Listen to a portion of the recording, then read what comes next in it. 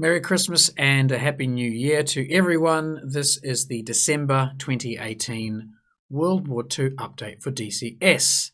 Let's look at what's happened this month, and the main changes were all summarized by 9line in an update post on the 21st of December. There's quite a lot of World War II content in this post, so I'm going to show some of the things that they have changed and discuss some of the things that are mentioned. The P51 Mustang now has two variants. We've got a P51 D25NA and a 3.0 version. Now, there's been some discussion about what the differences are between these two versions. Apparently, they were built at separate factories, and for all intents and purposes, they are the same aircraft, except for a couple of very minor changes to the external model. One of these two variants does appear to have a slightly different antenna to the other one, but everything else appears to be the same.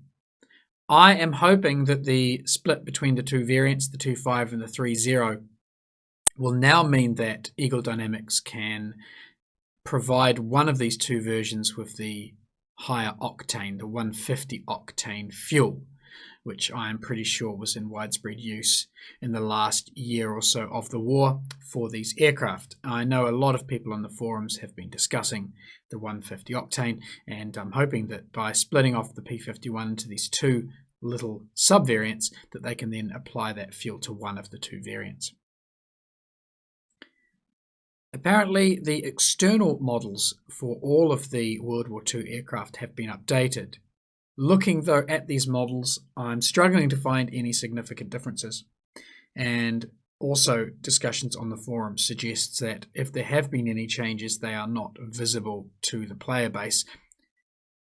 The Spitfire still suffers from a number of its significant graphical errors, such as the sun glare and the cockpit canopy showing whether the canopy is open or closed. So there are still some quite severe visual bugs with the Spitfire, and it does not appear on first sort of visual glance that the other aircraft have in fact been improved.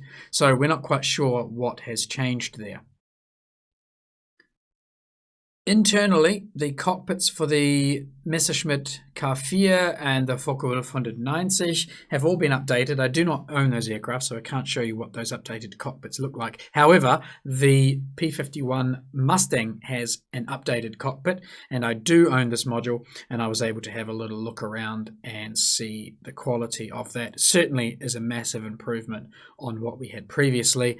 Unfortunately, my install, despite a couple of repairs, still appears to be missing one or two textures from inside that cockpit. I'm hoping this is not a standard problem with all of them, that it's just my particular install here where these textures are missing. I have tried to fix this problem a couple of times, but to no avail. There are some various bits of information about upcoming work for next year on the AI aircraft, which ED said will be issued. There's a bit of a list here, and I'm hoping they really all are issued within the next 12 months. There are a handful of aircraft: the P47, the Ju-88, Focke-Wulf 190 A8, the A20, the C-47, Bf-109G, Mosquito, C-47, and others, according to this post from 9line. If all these aircraft really do get released as AI, this will be a massive change for the World War II environment. And I hope we will see lots of these AI aircraft in the various servers. A word of caution, though, I would press Eagle Dynamics to look at the AI behavior, because the existing AI units they already have are rather ungainly and somewhat unrealistic in terms of their behavior at times. So it would be nice to see that adjusted in line with these new AI aircraft being released.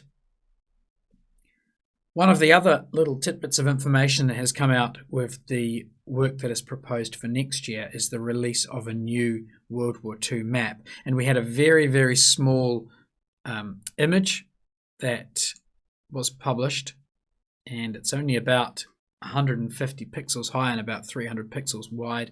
It appears to show a loose formation of fighters flying over a built-up area that is on fire.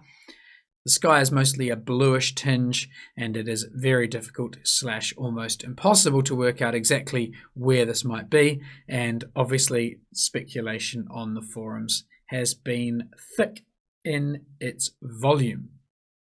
However, the screenshot that was put on the forums and discussed a little bit apparently is not from the new map, but is actually from the existing Normandy map. So we are still in the dark as to where the new World War II map will be and what it looks like. In addition, the P51 single-player Blue Nose Bastards campaign has now been released. This was put out by Reflected Simulations.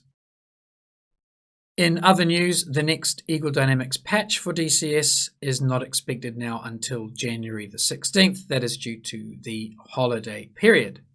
Speaking of holidays, I should be able to get a bit more flying in over the next week or so, and so hopefully the channel will return to a normal level of activity. So thanks for watching the update. Hopefully there's something small in there, a little bit for everybody, and we'll see you in the skies over the next few weeks.